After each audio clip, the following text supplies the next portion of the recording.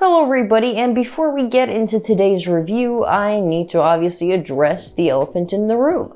The new background. Yes, I finally updated the old background because I couldn't really film there anymore. There were some changes in the room, and this is where I will be filming now. I hope it looks okay. I tried my best to make it look as decent as possible.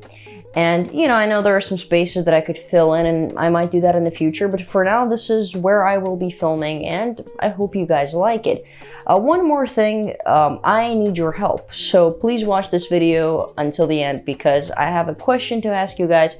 I need your opinion, so please watch it to the end. So today I'm going to be talking about the Rurouni Kenshin live-action franchise. Now, technically it is not complete. There is one more movie coming out this year, but it is a prequel, so we could say that the franchise is for the most part over. And, even if it's not, whatever. I'm going to be reviewing the Quadrilogy that is out currently, so let's get into it. Rurouni Kenshin is based on the manga/anime of the same title, and I've neither read nor watched it. Now, of course, I've heard about it, I've seen it around, but I didn't know really that much about the story, so essentially these movies were my first introductions to the story of Rurouni Kenshin. Because of the same reason, I won't really be able to compare the movies to the source material, and I will just review these films as films. A few years ago, I saw one of the sword fights from one of the Rurouni Kenshin films on YouTube, and it instantly piqued my interest, and ever since then I wanted to watch it. Also, I've heard that this is one of the best live-action adaptations of any anime out there, and if you know anything about live-action adaptations of anime, well, oh boy. It's usually not good. I mean, Death Note adaptation from Netflix, Full Metal Alchemist movie, Attack on Titan movie. You're probably seeing clips or images from those movies right now in front of your screen, and I'm sorry to burn your eyes, but this is reality, unfortunately. Enough with the introduction, let's get into the review, which is going to be spoiler-free. For each one of these films, I'm going to give a brief summary, and then just going to talk about them spoiler-free. I won't reveal anything more than what you can find in trailers, even probably less than that. So don't worry, this is a spoiler-free review. The story of Rurouni Kenshin follows Himura Kenshin, a former assassin who abandoned his sword after his last battle. And now living in the new Meiji era, he carries around a reverse blade sword, trying to protect people while not breaking his vow to never kill again. Now let's start digging into these movies, starting off with the first movie, Rurouni Kenshin Part 1 Origins. This is where we get introduced to the story of Rurouni Kenshin. This is where we meet our main characters, our main cast, Himura's best friends. Starting off with Kaoru, who is the owner of the dojo that her father left behind. And she has this very cute, trustworthy relationship with Himura that develops very nicely throughout all these movies. And then we have Sanosuke, a hot-headed guy who is always ready to pick up a fight, but is overall a nice guy and will protect you at any cost. And then we have Megumi, who is a doctor, and that's about it. She doesn't have that big of a role in these movies. The biggest role she has is in the first movie, and then she just appears here and there in the rest of them. That's about it. And then we have Yahiko, a kid who lives and trains in the dojo. That's it. This character doesn't really have that much to do. You could easily basically take him out of these movies.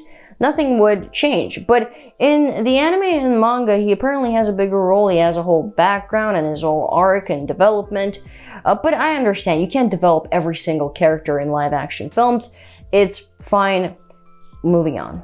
Probably one of the reasons you will come to this franchise, or at least one of the reasons that will definitely get your attention, is the incredible samurai clashes. Man, they are so good. Well choreographed, dynamic fights that will have your full attention.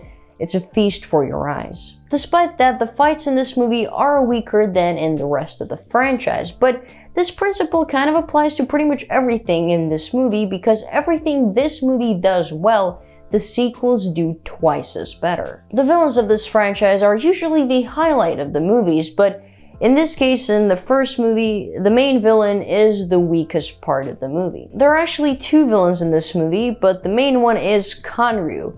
He is kind of a cartoony villain, to be honest. Every time he is on the screen, a weird cartoony evil music. It's not evil music, it's a clown music. I'm gonna call it a clown music. Starts playing, and it's just impossible to take him seriously. His entire motive is, I want to have money and I'm evil. That's him. Wow.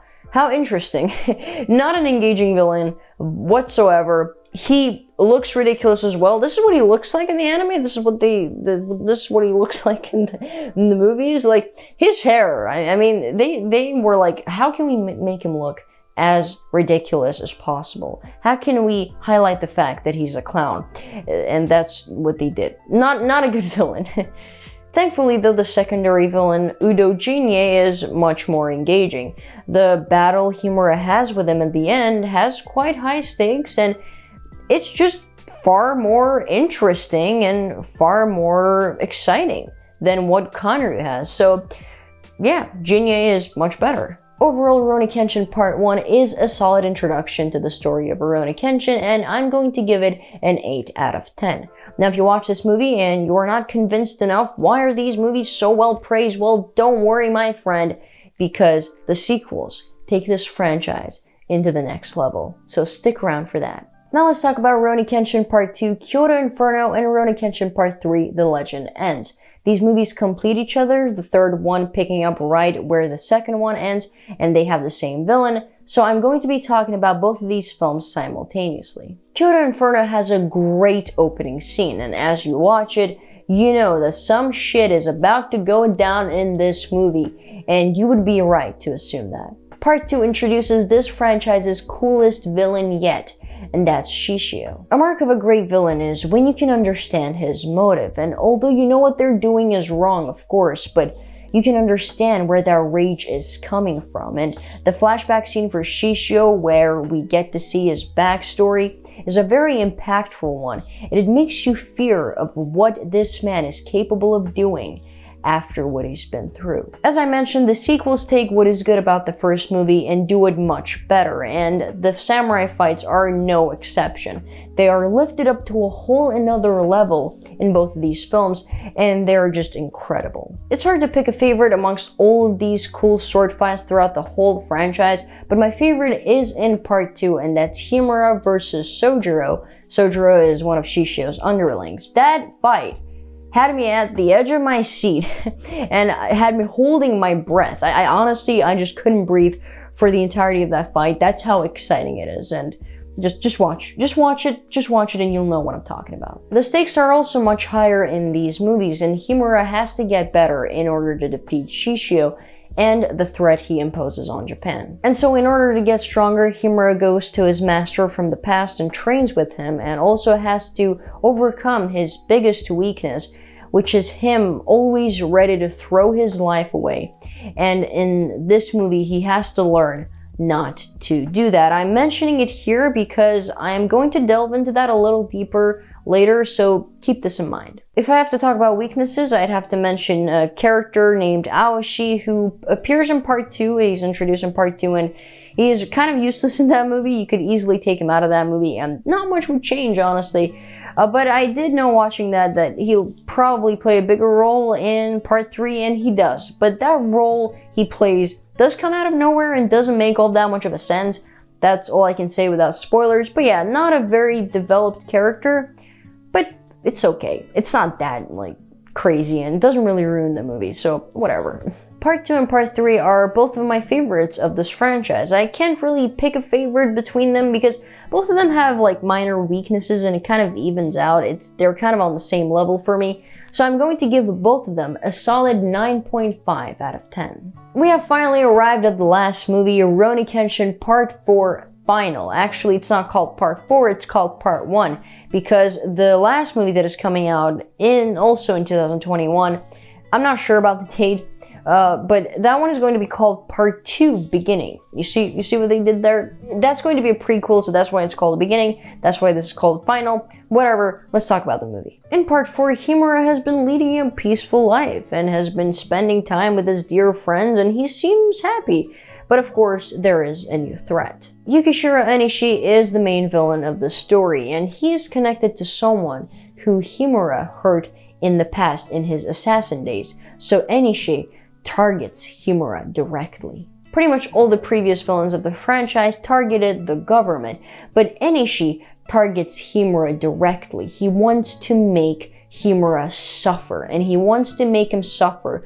through hurting innocent people around him and also his friends. Enishi is not as great of a villain as Shishio, but he is still a good villain, and I could understand his emotions, his motives, his frustrations, and even in one scene, I'm not gonna lie, I teared up a little bit. Solid sword fights are here once again, and in this movie, my favorite one is the last battle between Himura and Enishi. There is no soundtrack playing in that battle. All you can hear is two samurai swords clashing against each other, and that's the only sound you can hear, and you know, just them breathing. that's the only sounds that you can hear, and it's just so freaking cool. Enough about the villain, what about Himura? Now, an important piece of information is actually revealed about Himura's past in this movie, and watching that, it kind of felt off a little bit, because the story itself is good, so I was confused. I was like, but this is a good story, but why does it feel weird?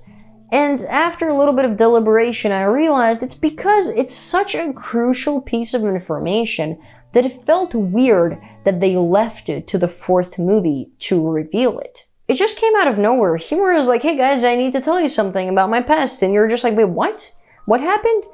And this just, yeah, it just felt weird hearing about it now, and it's probably how they did it in the manga and the anime as well, but it would have been better, in my opinion, if this was revealed, for example, in the second movie. Going with that flow, I want to say that I wish that this fourth movie was actually the story of the second movie, and then I would make the Shishio arc part 3 and part 4. Sorry to confuse you, just give me a minute, I'll explain everything. Ending of Shishio's arc would actually feel great as an ending for the whole franchise. It's a grand ending, and I'd just take the last scene from part 4 finale and add it as the last scene for this movie, and that's it. We have a perfect ending. Why I'm also saying this is because one of the most important things in this movie that Himura has to learn is not to throw his life away. His life isn't just his to throw away. There are people who care about him.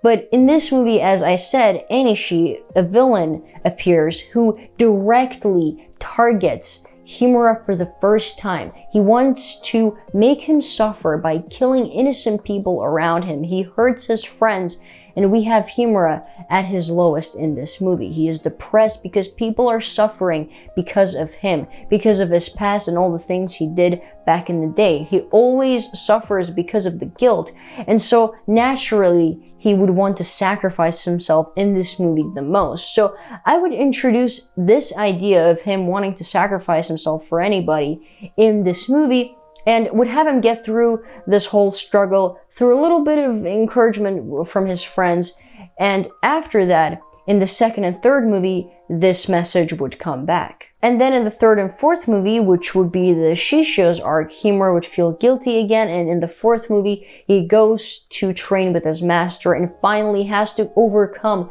this weakness. And he finally overcomes it. Himura finally is able to accept the fact that he has a right to lead a happy life despite his blood-filled past. And that would be a perfect ending for his character arc and a perfect character development. Just natural progression throughout these movies. At least that's how I would do it. Sorry for that rant. I hope I didn't confuse you, although I most likely did, especially if you haven't seen these movies. But I just wanted to share this idea that I had in my head. I'm not trying to say, by the way, that the fourth movie is bad and the franchise is bad. Absolutely not. The fourth movie is a really good ending, is a satisfactory ending for the franchise. And overall, the franchise is great as it is, so there are no problems. This was just my idea that I wanted to share. And that's it. And for me, Rurouni Kenshin Part 1, let's call it Part 1 as it is, Part 1 Final, is a solid ending and is a 9 out of 10 movie. So this is the Rurouni Kenshin franchise. Now, as I mentioned, there is one last movie coming out this year, which is Rurouni Kenshin Part 2 Beginning.